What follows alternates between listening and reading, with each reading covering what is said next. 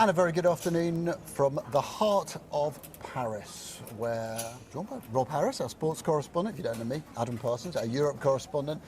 We are both veterans of multiple Olympic Games. I think we worked out, Rob. We cover a lot of this century. Pretty much the last 20 years, one of us has been there.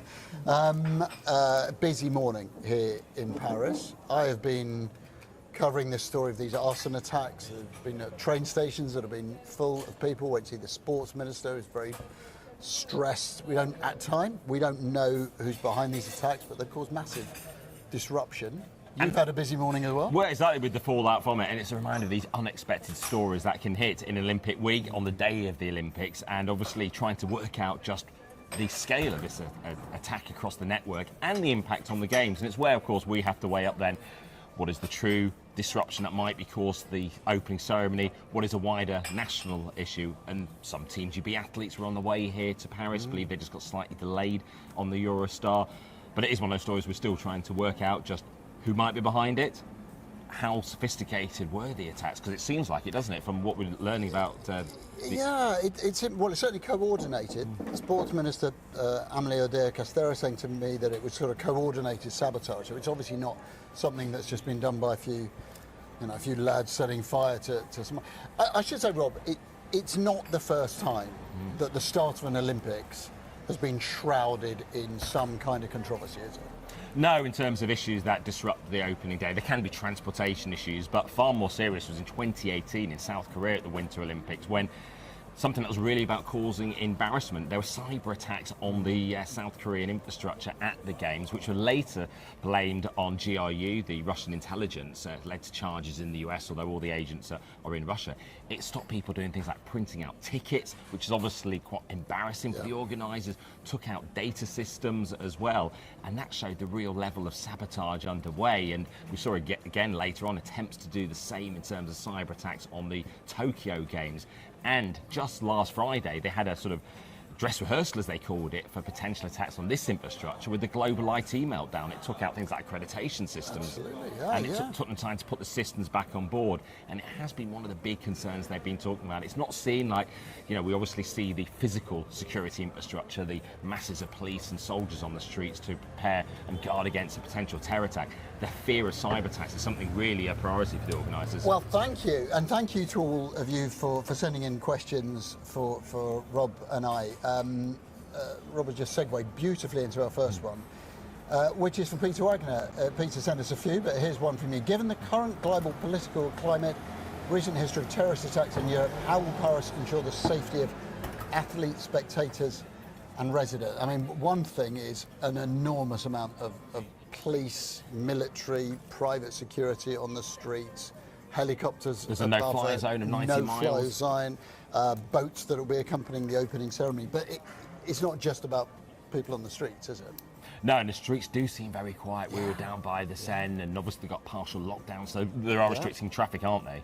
They are, absolutely. I mean, a lot of Parisians go away at this time of year anyway on holiday, but I mean, having been to this city a lot of times, it's almost eerily quiet. I mean, Air France also put a warning out last month about a hit to their end-of-year results because of tourists being deterred from coming here. And people can sometimes think and talk about an Olympic boost with more people coming in. Actually, it can deter people. Well, I was in a restaurant last night, and we were the only people in there. And then the guy was saying, well, hotel prices are not that high.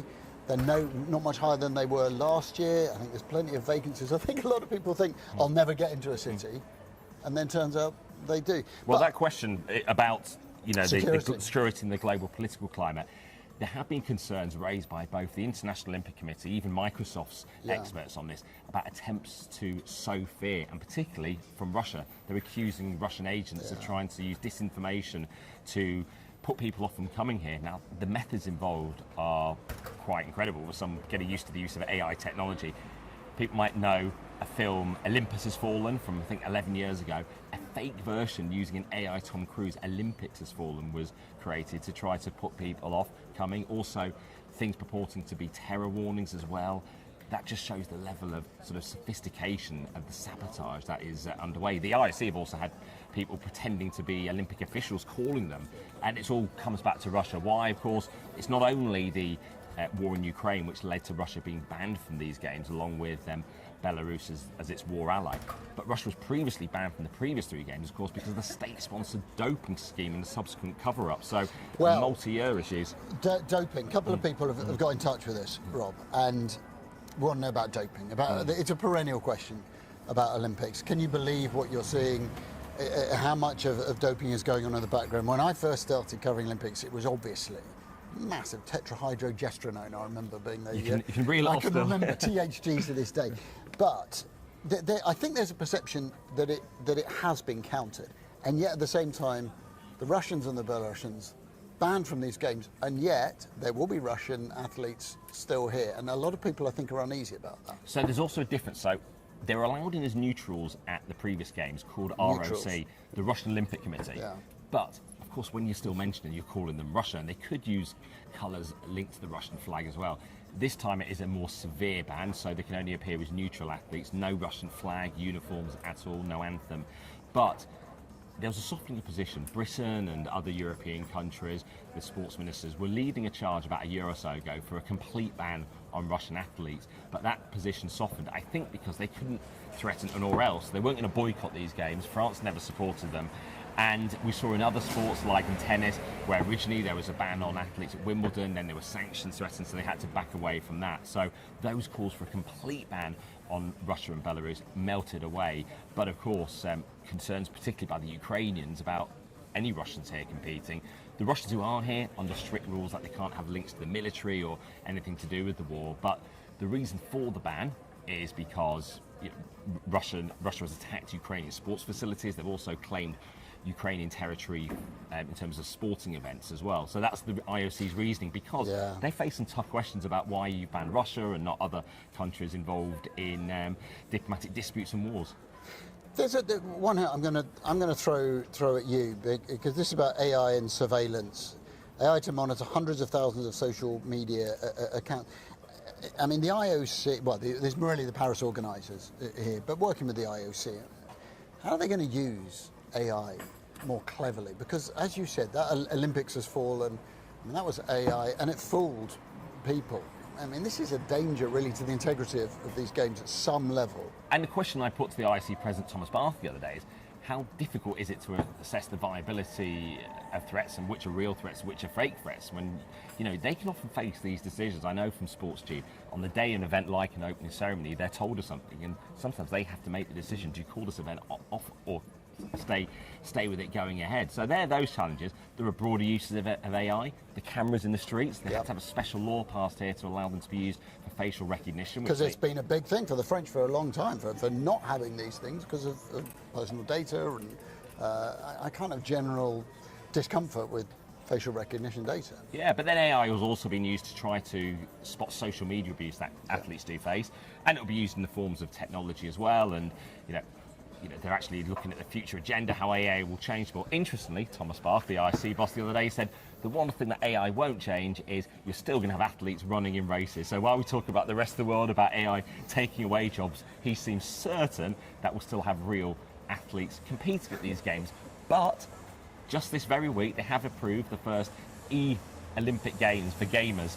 Has created a lot of questions about the way they've awarded them, because it's not the usual bidding process, but they've handed it to Saudi Arabia for 12 years as a series of events, which obviously raises all sorts of questions about behind-the-scenes dealings.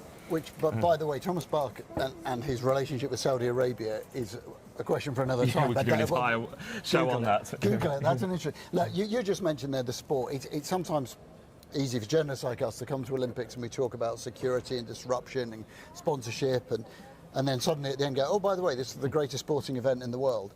What are you looking forward to on the track or in the pool, or when you're going around? When you've got 5 minutes free, Rob, what are you going to try and watch? I mean, if we're looking for bridge specs, there's obviously some of the big athletes we're looking out for. Adam Peaty in the pool, he's going for records.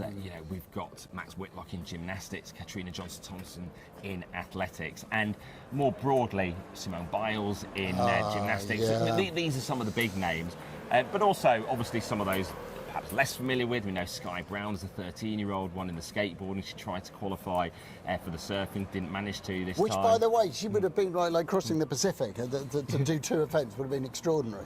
So those are some of the perhaps no names, but we discover new names as well. So even ones we're not necessarily as familiar with, they'll suddenly become at the top of all the attention, whether it's Team GB or others. Particularly interested in 100 metres in the men's final, because I was there in Tokyo when, in a largely empty stadium because of the pandemic, suddenly Italian guy Marcel Jacobs wins out of nowhere. Astonishing, Yeah. astonishing. I have to. I've been talking to that. I'm looking out for Noah Lyles, who I have Yeah. a massive soft spot, going for 4 gold medals.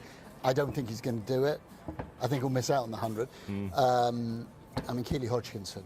What a result that could be. And of course, I didn't mention Andy Murray, who I interviewed this week. This will be his big farewell to tennis, only in the doubles, but he has chosen the Olympics to bow out. And I mean, we wish him well, but not a medal hope. He's but he's got another. Leon Marchand, we should say, there's the tower just round here. Montparnasse Tower's got an enormous picture of the Frenchman, Leon Marchand.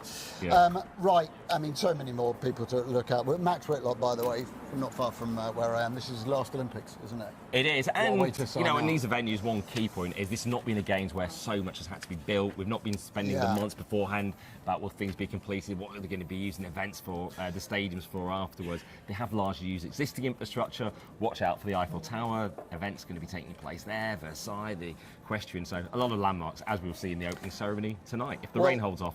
Young Rob here will be here for the whole thing. Rob Harris in Paris is going to be our watcher for the next few weeks. Full coverage on Sky News, TV, mobile and social. Enjoy the games. Goodbye.